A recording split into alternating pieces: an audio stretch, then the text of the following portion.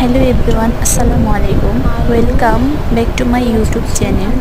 এখানে আপনারা দেখতে পাচ্ছেন আমি মাছ, আলু, টমেটো সব কিছু রেডি করেছি, কারণ আজকে আমি টমেটো আলু দিয়ে তেলাপিয়া মাছের ঝোল রান্না করব।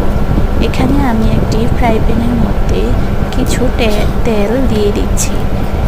তেলটা সামান্য গরম হলে এখানে আমরা দিয়ে দেব মাছটা লাল লাল করে ভেজে নিয়ে তারপর আমরা তরকারিটা রান্না করব।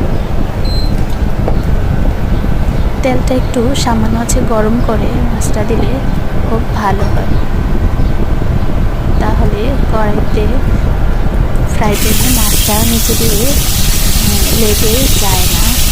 এখানে আমি মাছ দিয়ে দিচ্ছি। আমাদের ফ্যামিলিতে আমরা মাত্র 2 জন, তার জন্য আমাদের রান্নাবান্নাও খুব কম হয়। আপনাদের ভাইয়াটা একজন মাছ খায় না, শুধু আমি খাই। আর আমার মেয়েটা ভীষণ ছোটো, ও একদম খেতেই পারে না। এখন দেখছেন ফ্রাই প্যানে মাছ দিয়ে দিচ্ছি। চুলার আঁচটা বাড়িয়ে আমরা এখন ঢাকনা দিয়ে দেব, যাতে করে তেল ছিটে শরীরে না পড়ে। আমি ভীষণ ভয় পাই তেল ছিটে এই বিষয়টা, তার জন্য আমি সবসময় মাছ ঢেকে দিয়ে চুলার আঁচ বাড়িয়ে দিই।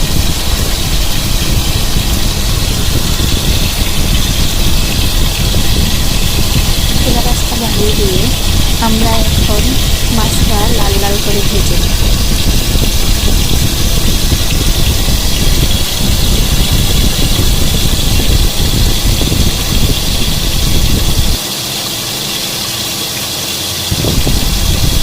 আমরা এখন মাছটা লাল লাল করে ভেজে নিচ্ছি।